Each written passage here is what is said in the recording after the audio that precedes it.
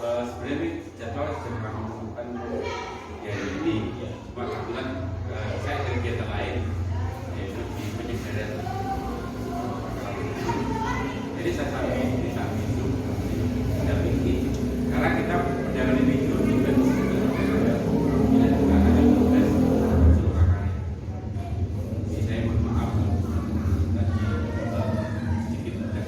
tapi inilah salah satu pemuda yang belum apapun adanya yang siap dan dia harus siap ada tantangannya. Ini Pak, dia adalah salah satu CKP yang saya sebenarnya Bapak Ibu, saya tahu ini Bapak Ibu lebih berpengalaman dari saya yakin lebih panjang daripada saya. Dan sebenarnya membantu di bidang juga dari saya sendirian juga Bapak Ibu juga Pak aku juga hebat di CKP-nya lebih hebat. Sebenarnya saya hanya mendampingi menemani. Jadi yang lebih hebat dari CKP-nya. Nah untuk sesi untuk P2 ini adalah kaitannya materi tentang ini Bapak Ibu ya, diskusi tentang visi dan juga dengan diskusi tentang program sekolah. Dan nanti skenario nya nanti Pak Agus membuat kalimat rumpang yang membuat untuk menjadi makna dari Bapak Ibu dan juga mungkin visi sekolah dan juga dengan praktikum. Jadi semua dipandu oleh Pak Agus. Saya hanya di sini menemani, mendampingi dan memberi penguat. Terima kasih.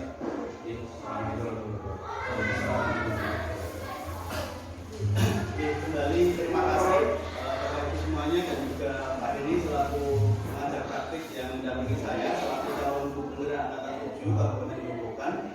Assalamualaikum warahmatullahi wabarakatuh. Waalaikumsalam. Salam sejahtera bagi kita semuanya. Bapak Ibu yang saya hormati, perkenankan pada hari ini pendampingan individu yang kedua. Jadi untuk calon gubernur, jadi agendanya yaitu kita membuat visi dan prakarsa perubahan sekolah. Jadi seperti sudah saya pampangkan di depan di layar adalah visi dan prakarsa perubahan. Ini akan kita tetapkan bersama-sama Bapak Ibu untuk bagaimana kita menyusun visi sekolah. Dan saat ini memang kita sudah punya visi sekolah, tetapi diharapkan nanti kita membuat visi sekolah lagi yang bagaimana visi itu adalah berpihak pada anak, berpihak pada siswa. Jadi mari bersama-sama saya akan mengantarkan kita semuanya untuk bagaimana kita menentukan visi dan prakarsa perubahan sekolah.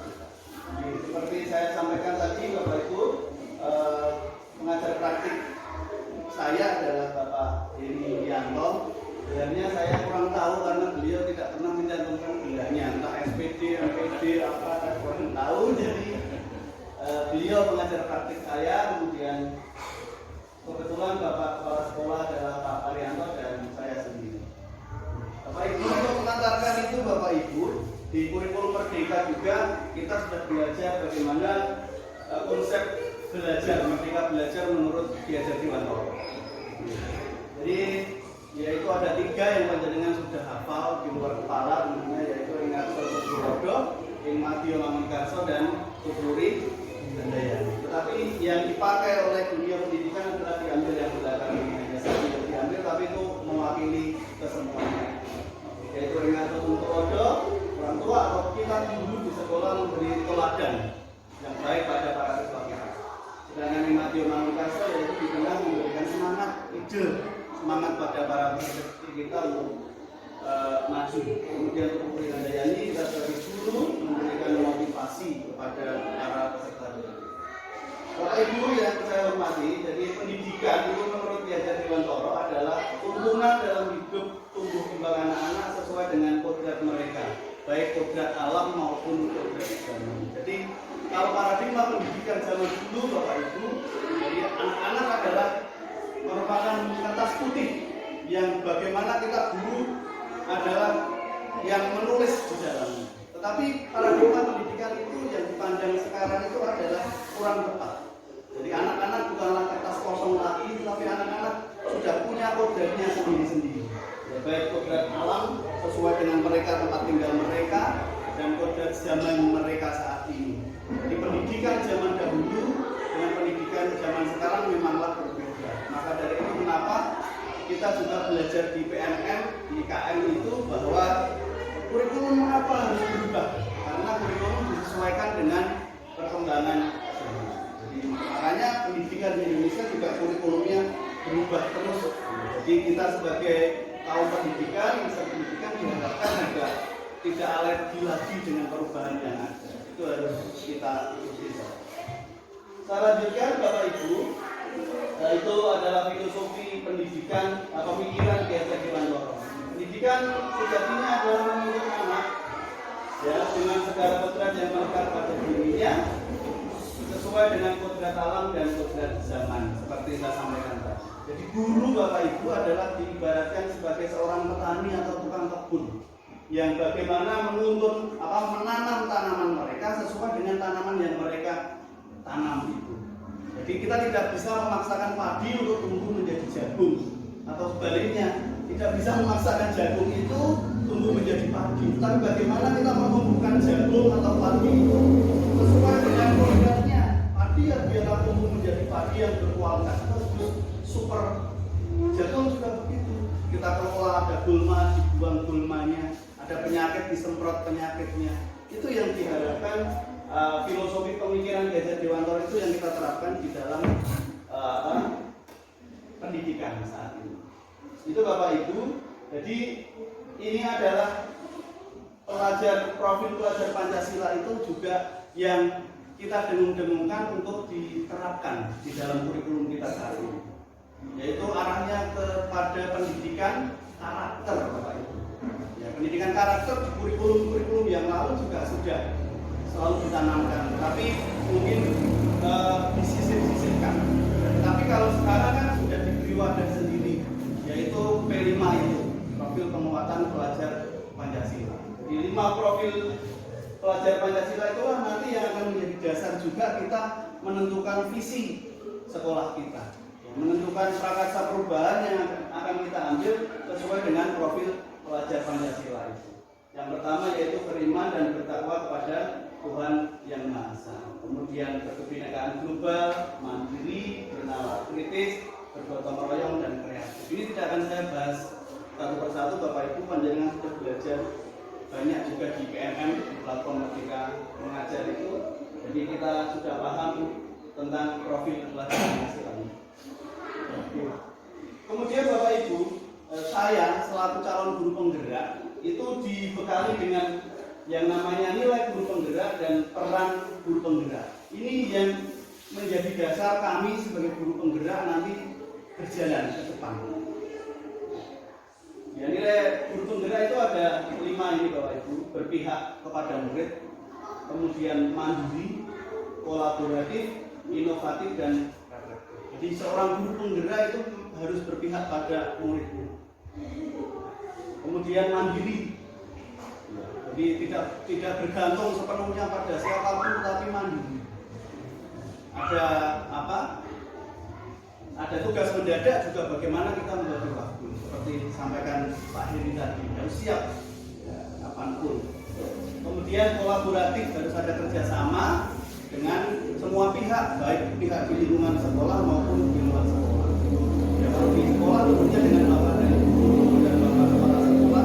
Kalau ada tenaga kependidikan ya bersama dengan tenaga pendidikan mengambil semua kebijakan yang ada di sekolah. Dan juga komite itu adalah pihak di luar sekolah yang juga mempunyai peran penting untuk kemajuan sekolah. Dan bahkan dunia industri, masyarakat di sekitar kita juga bisa kita manfaatkan untuk berkolaborasi mewujudkan tujuan pendidikan atau nanti visi sekolah yang akan ditetapkan.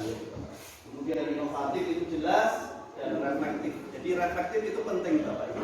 Saya belajar banyak dari pendidikan guru penggerak ini bagaimana setiap waktu, setiap saat kegiatan di akhir sesi kita pasti melakukan refleksi diri ini. Apa tujuannya? Tujuannya kita melihat diri kita, melihat apa yang kita peroleh kemudian dikembalikan ke diri kita sesuai dengan pembelajaran yang sudah dilakukan. Itu penting untuk melihat diri kita. Kadang kita lupa melihat diri kita, ya, merasa diri kita Nah, tanpa melihat oh ternyata nggak pas aku melakukan kurang benar. Gitu. Maka reflektif ini penting kita lakukan untuk melihat diri kita sebagai pribadi maupun terutama sebagai pendidik bagi dunia pendidikan. Kemudian Bapak Ibu, peran guru penggerak jelas ada menjadi pemimpin pembelajaran, kemudian menggerakkan komunitas sekolah. Ini yang mungkin kadang-kala masih menjadi beban, tetapi saya terus belajar Pak ini untuk bagaimana menggerakkan teman-teman komunitas di sekolah maupun komunitas di lingkungan KKD. Kemudian berkolaborasi dengan rekan, jelas membimbing rekan di sekolah, kemudian mampu mewujudkan kepemimpinan. Itu Bapak Ibu pengantarnya. Nah, kita akan mengarah ke sini Bapak Ibu. Sebelum kita menetapkan visi, kita kembali mengingat apa itu visi. Visi itu Bapak Ibu merupakan sebuah impian atau cita-cita di masa mendatang. Jadi panjenengan saya yakin punya visi ke depan semuanya secara pribadi. Visi keluarga Anda nanti, anakku bagaimana nanti, keluarga saya menjadi keluarga yang sakinah, mawaddah warahmah, itu juga visi. Itu nanti yang akan kita tentukan visi sekolah kita. Kemudian visi sekolah adalah merupakan sebuah impian cita-cita bersama di masa mendatang tentang murid tentunya, karena sekolah itu adalah mengelola para siswa peserta didik atau murid itu bagaimana kita memimpikan, mencita-citakan murid kita di masa yang akan datang untuk mencapai tujuan itu visi sekolah. Kemudian visi yang baik itu ada 3 kriteria ini Bapak Ibu. Yang pertama menyatakan cita-cita atau keinginan di masa depan. Kemudian yang kedua singkat, jelas, fokus dan merupakan standar kompetensi yang ingin dicapai. Kemudian yang ketiga realitas sesuai dengan kenyataan. Jangan terlalu muluk-muluk tapi akhirnya diraih menjadi sulit akhirnya. Tetapi yang ketiga inilah realitas sesuai dengan kondisi dan berpihak, sekali lagi berpihak kepada murid. Itu visi yang baik. Kemudian idealnya menentukan visi sekolah adalah yang pertama melakukan wawancara, bisa melalui angket, bisa kuesioner. Kemudian yang kedua bisa analisis karakteristik satuan pendidikan. Ketiga prakarsa perubahan melalui langkah-langkah kerja. Kemudian yang keempat merumuskan visi bersama untuk mencapai tujuan yang ingin. Ini adalah langkah-langkah perumusan. Kemudian tahapan bagja ini kalau Bapak Ibu mungkin belum mengenalnya, saya juga mengenal baru di pendidikan guru pembina ini. Bagaimana ini singkatan dari B itu buat pertanyaan Bapak Ibu, A itu ambil pelajaran, kemudian G itu gali mimpi, J itu jabarkan rencana, yang A belakang adalah atur eksekusi. Di mana buat pertanyaan kita membuat pertanyaan, beberapa pertanyaan, kemudian diambil kalimat-kalimat. Kemudian ambil pelajaran. Untuk menuntut pelajaran apa yang bisa saya ambil dari hal-hal yang sudah berlalu. Kemudian menggali mimpi. Ya, itu. Kita bermimpi ya. Jadi kita menggali mimpi kita.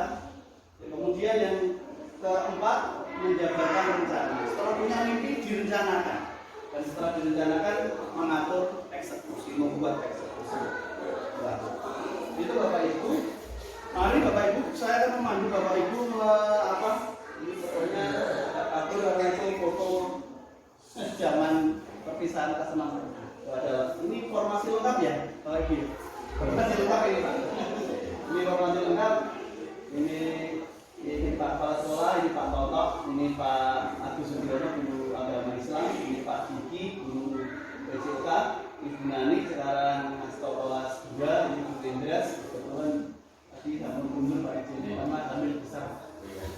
Ini kelas 1, ini Pak Kusanto, guru kelas 5, dan ini saya. Nah, ini Bapak Ibu, kita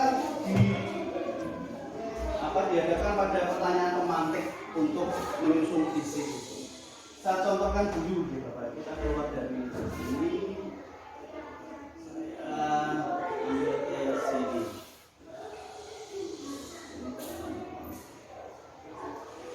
Ini gambaran, ini kalau kalimat pemantiknya seperti ini. Bagaimana gambaran muridku di masa depan? Ini, misalnya cerdas, terampil. Saya pengen murid yang cerdas. Saya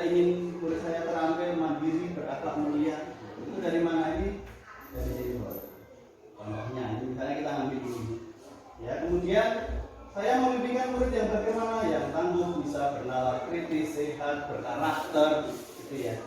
Itu contoh-contohnya. Kemudian ini kalimat tembang yang saya contohkan dulu. Nanti coba kita mengisi kalimat tembang yang tadi. Saya percaya bahwa murid adalah insan yang memiliki bakat, minat, potensi yang beragam, harus dituntun sesuai dengan kodrat alam dan perkembangan, karena mereka adalah masa bangsa Indonesia.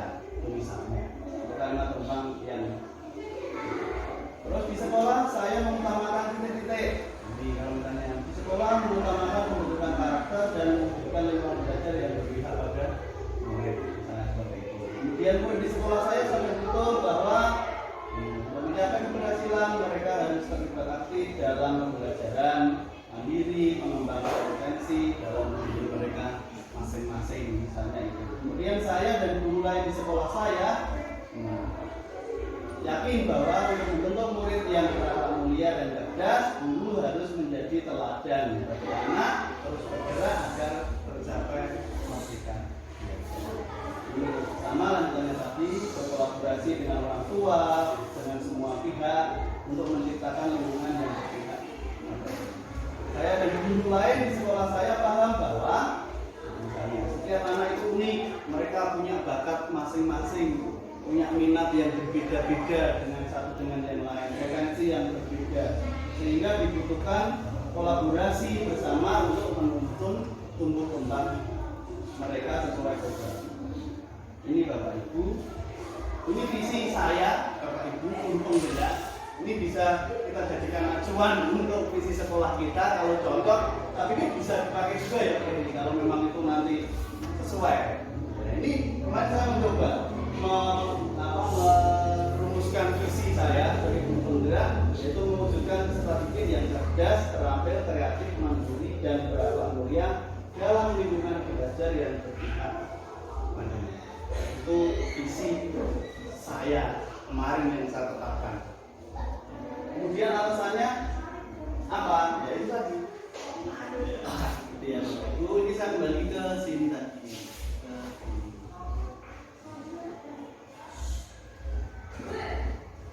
Ya, Bapak Ibu, itu coba kita jawab. Bapak dan Ibu memimpikan murid yang seperti apa? Pak Edi, impian panjenengan pengen murid yang seperti apa? Seperti kata teman yang berakhlak baik, berakhlak baik. Mungkin yang lainnya Pak Toto berakhlak, jujur, akhlak sama hubungannya dengan akhlak ya. Pak Mustafa? Dimengerti juga artinya ke sama ataupun ya akhlak juga harus langsung sini ya ini ya saya edit langsung ya berakhlak mulia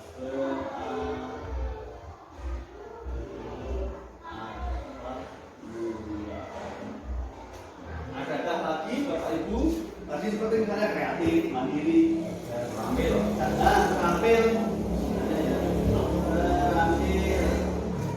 apalagi Bapak Ibu mandiri ya, mandiri,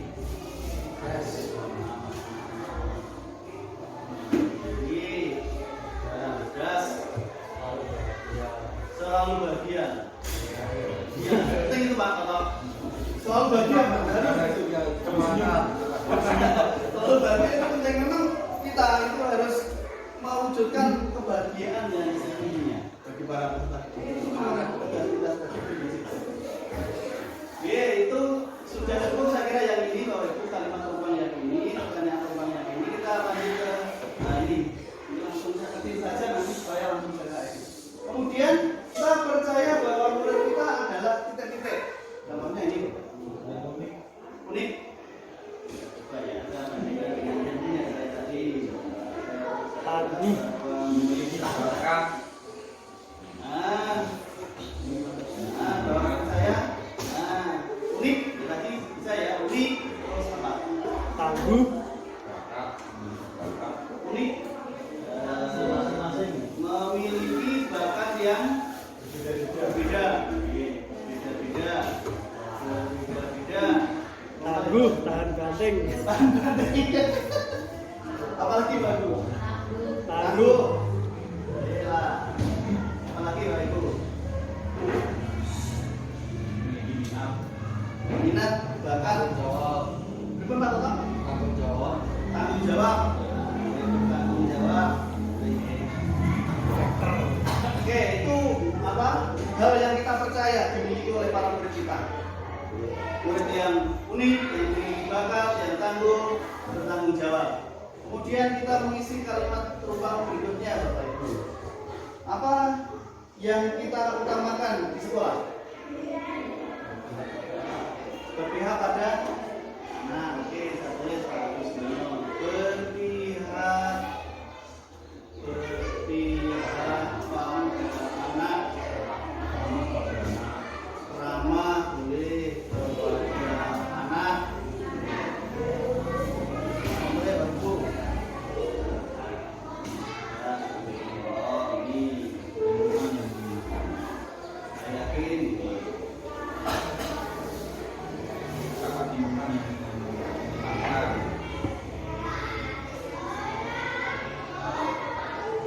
menciptakan lingkungan yang menyenangkan. Oke, sudah cukup? Apalagi Bapak Ibu? Atau Pak Heri boleh memberikan masukan, Pak? Persiapan dan dalam main cukup. Sudah ya, Pak? Ya. Kemudian kalimat pemantik yang keempat, pertanyaan pemantik. Murid di sekolah kita sadar betul bahwa ini hubungannya dengan murid, Bapak Ibu.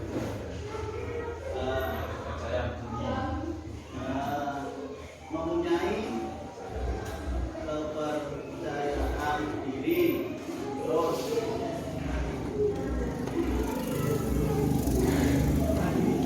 mandiri,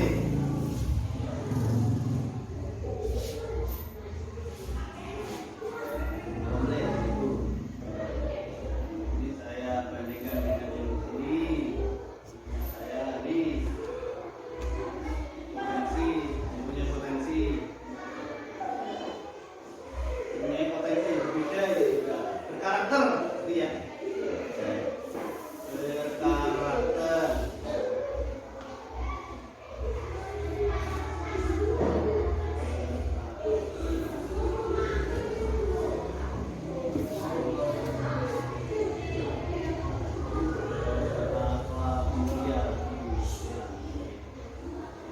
Kita lanjutkan ke yang keenam, yang kelima, pertanyaan yang kelima. Saya dan rekan guru di sekolah paham bahwa titik-titik itu hubungannya dengan siswa, dengan sekolah kita. Ya, Hampir sama tadi. ini contohnya ini.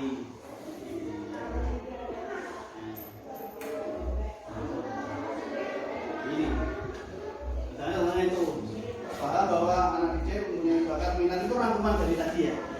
Saya rangkumkan saja itu. Siswa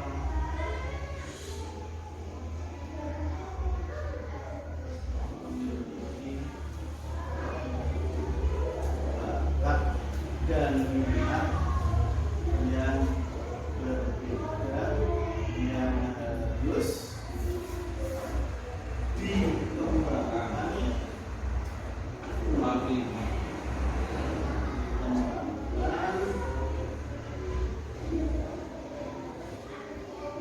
dalam lingkungan belajar yang menyenangkan, gitu ya. Menyenangkan untuk mencapai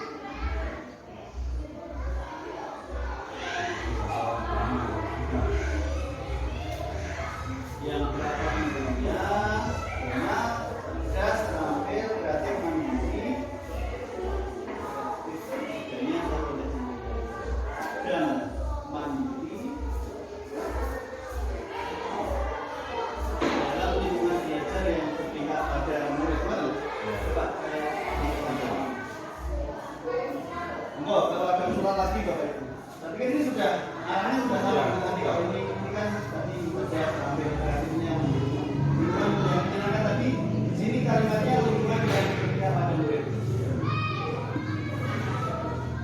Ini bang, Bapak Ibu. Namun, Pak ini tidak isi ini sudah baik kalau impian sekolah kami. Itu ya Bapak Ibu sepakat ya. Jadi saya bacakan visi SD Negeri 2 Dokoro ke depan adalah terwujudnya peserta didik yang berakhlak mulia, itu jadi tujuan utamanya. Kemudian berakhlak mulia ini adalah anak-anak yang cerdas, terampil, kreatif dan mandiri, tetapi mereka punya akhlak yang mulia. Kemudian mereka belajar dalam lingkungan yang berpihak pada murid, lingkungan belajar yang menyenangkan, yang bahagia tadi Pak Bapak. Anak-anak nyaman di sekolahnya, tidak merasa terancam. Mereka belajar senang lingkungannya. Itu impian kita. Jadi kita sudah sepakat menentukan visi sekolah kita, yaitu terwujudnya peserta didik yang berakhlak mulia, cerdas, terampil, kreatif dan mandiri dalam lingkungan belajar yang berpihak pada. Demikian untuk penjelasannya, kalau boleh saya jelaskan ini Bapak Ibu. Cerdas dan terampil itu maksudnya menggambarkan profil pelajar Pancasilanya maksudnya ke benar kritis. Kemudian kreatif mandiri ini ke dimensi gotong royong mandiri kreatif. Kemudian berakhlak mulia ini masuk ke dimensi beriman dan bertakwa pada masa. Jadi karena visi kita memang harus mengarah ke profil pelajar Pancasila, saya pikir itu sudah masuk ya, kita. Nah, kemudian prakarsa perubahannya ini menunjukkan didik yang kreatif dan anak-anak kreatif mandiri tetapi punya akhlak mulia. Itu yang kita sampaikan, terutama Pak Dodi, itu yang bisa saya sampaikan memandu teman-teman untuk menentukan visi sekolah dan juga prakarsa perubahan yang ingin kami wujudkan untuk kebaikan para peserta didik kami. Kemudian Pak Dodi, terima kasih apabila ada paparan saya yang kurang berkenan, untuk kata saya yang kurang berkenan, dari Bapak Ibu semuanya. Saya mohon maaf. Terima kasih. Akhir kata, wassalamualaikum warahmatullahi wabarakatuh. Saya kembalikan pada Pak Heri selaku pengajar Pancasila. Terima kasih. Luar biasa. Ya terus. Tadi Pak sudah memaparkan visi dari kalimat rumpang. Rumpang itu adalah kalimat yang masih ada ruang kosong, masih ada kekosongan yang belum punya makna yang standar, dari makna bersama-sama dan dirumuskan dalam sebuah visi. Ini adalah visi dari diskusi yang tadi Pak Ibu, dan ini tidak bukan dari sini ya, nanti bisa kembali lagi atau diskusikan sendiri kalau ada yang kurang bagus. Saya kira ini sudah luar biasa.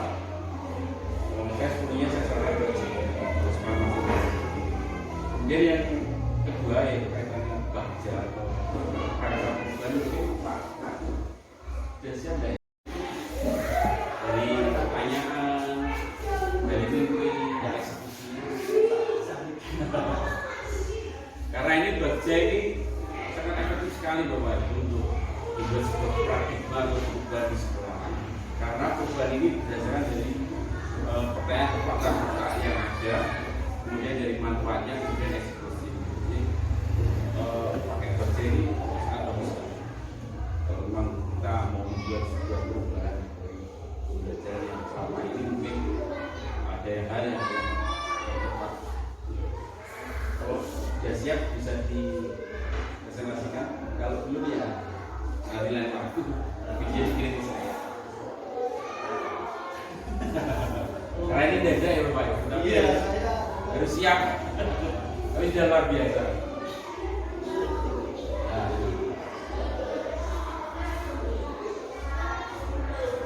Sekian saja Pak. Mungkin teman-teman kalau ya tidak harus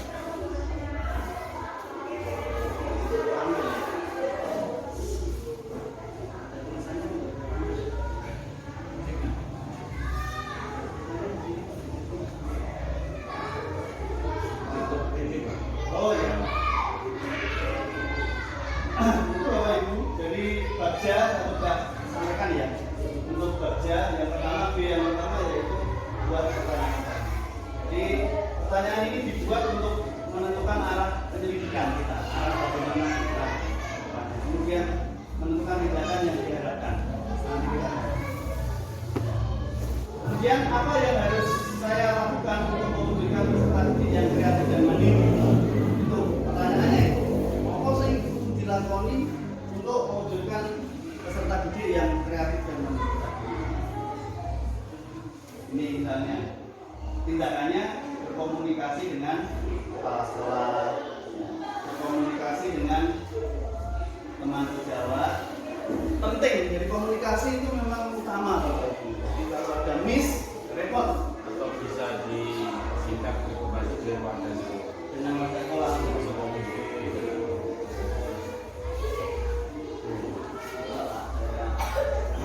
Tapi ini sudah hasil dari instruktur ya? Iya Pak. Sudah hasil dari revisi instruktur. Belum. Oh ini dari Iya ini. instruktur itu sudah. Iya. Sudah revisi. Sudah. Iya ini yang saya keluarkan tulis. Revisi. Nama apa ini?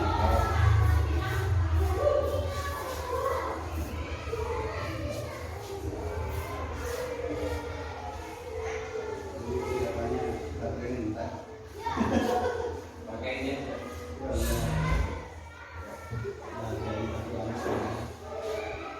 Ini yang baca yang pertama baru yang buat pertanyaan. Kemudian yang berikutnya yaitu ambil pelajaran. Ada tahapan ini itu Bapak Ibu. Jadi pertanyaan di tahap ini adalah pertanyaan lanjutan untuk mengenali kekuatan. Jadi baca ini adalah apa? Arahnya adalah melihat diri kita dari hal-hal yang positif. Jadi kita tidak melihat kelemahan, tetapi melihat kekuatan yang ada. Kita yakin di sekolah kita banyak kelemahannya, panjenengan sadar. Teman-teman juga ada yang lemah. Tetapi bagaimana kita menutupi kelemahan itu dengan kekuatan, dengan hal yang positif itu tujuannya. Misalnya gini, biar siapa di sekolah kita yang sudah bisa mewujudkan peserta didik yang kreatif dan mandiri. Karena pertanyaannya itu, sopo wae sing wis iso ya menciptakan anak-anak yang kreatif dan mandiri itu siapa saja?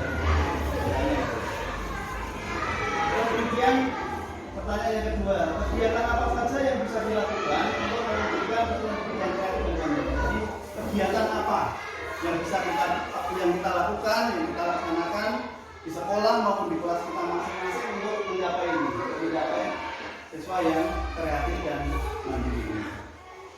Kemudian tindakannya bagaimana? Nah, ini masih ada pertanyaan ketiga. Keterampilan apa yang sudah saya miliki untuk mewujudkan peserta didik yang kreatif dan mandiri? Tentunya untuk membuat anak-anak kreatif dan mandiri itu memang kita punya keterampilan. Jadi dengan itu yang ditanyakan dulu pada diri kita. Kemudian langkah-langkahnya Bapak Ibu. Nah, tindakan penyelidikannya apa? Mencari contoh bagaimana cara mewujudkan peserta didik yang kreatif dan mandiri melalui wawancara dan kolaborasi dengan teman sejawat, dengan kepala sekolah. Kalau butuh pengawas bisa juga ya Pak ini ya. Pengawas sekolah bisa memberikan masukan kepada kita.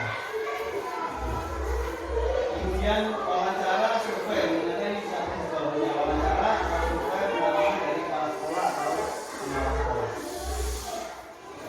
Ini tindakan yang kedua.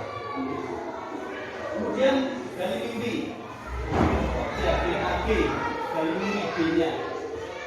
Di sini diharapkan jawaban dari pertanyaan pada kali ini digunakan untuk menyusun narasi korektif bila mana prakarsa perubahan telah terwujud. Kemudian yang kedua, tindakan dalam tahap ini dilakukan untuk membuka lebih banyak kesempatan menjawab pertanyaan yang telah dibuat dan berproses untuk memaknai hasil temuan.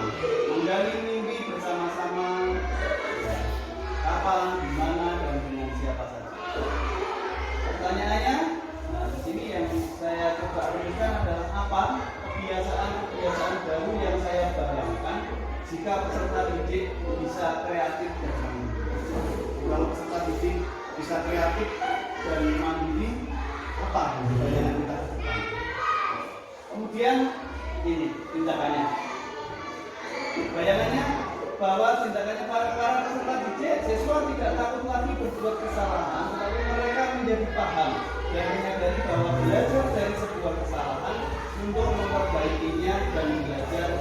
tapi lebih. Jadi kadang-kadang anak karena terlalu disalahkan bapak ibu akhirnya mereka tidak hati. Panjenengan aku itu tidak. Kita menempatkan posisi kontrol kadang-kala itu tadi sebagai penghukum masih itu guru kebanyakan. Padahal guru yang diarahkan sekarang posisinya jangan menghukum siswa, tapi menjadi manajer bagaimana mengarahkan siswa kita itu menemukan, oh aku salah seperti ini saya harus bagaimana. Itu yang diajarkan di dalam pendidikan guru kita. Saya harapkan nanti teman-teman guru bisa ya semangat ikut seleksi guru penggerak karena kebetulan teman-teman yang di sini belum ada yang menyusul sejak saya perlu menyemangati lagi teman-teman supaya bisa sama-sama untuk saya menjadi guru penggerak nanti. Kemudian yang kedua saya akan lebih fokus untuk siswa untuk mengambil pelajaran dari sebuah pengalaman, bukan menghakimi menyalahkan siswa. Kemudian untuk menyajikan, menunjukkan kreativitas siswa ini, kita bisa memajang hasil karya siswa, melakukan kegiatan gelar karya siswa. Seperti itu bisa kita lakukan untuk menumbuhkan kreativitas siswa. Kemudian masuk yang ketiga, jabarkan rencana. Ini Bapak Ibu. Jadi ada yang salah. Yang luar biasa tadi kebetulan di sini baru Pak Tung ya, nah itu tugas Pak Tung ini sebagai penggerak untuk rekan-rekan yang lain sebagai aktor untuk memajukan pendidikan yang lebih berbeda. Tapi ada pertanyaan, apakah nanti jadi presiden ganti kurikulum? Sebenarnya kurikulum itu tidak ada yang salah, tidak ada yang jelek. Dari kajian dan lain semuanya itu semuanya baik. Cuma dalam menyusun kerangka kurikulum sesuai dengan yang disampaikan tadi Pak, sesuai dengan zamannya. Di semua kurikulum itu sudah baik, sesuai dengan zaman. Jadi zaman sekarang mungkin anak-anak itu butuh ekspor gitu. Kemampuan tidak bisa dituntut seperti dahulu harus kamu siapa. Sekarang anak-anak lebih bebas untuk ekspor kemampuan ini. Tugas kita sebagai pendidik mungkin untuk memfasilitasi. Jadi sekarang itu istilahnya sebagai fasilitasi apa yang anak-anak minati. Itu tidak hanya saja terima kasih Pak yang sudah luar biasa.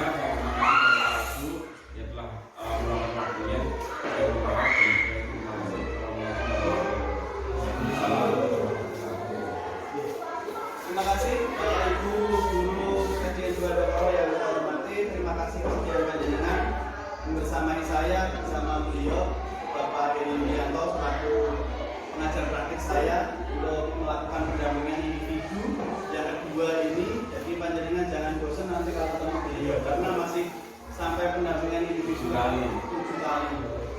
Jadi tetap bekerja sama, semoga kita senantiasa diberikan kesehatan. Terima kasih.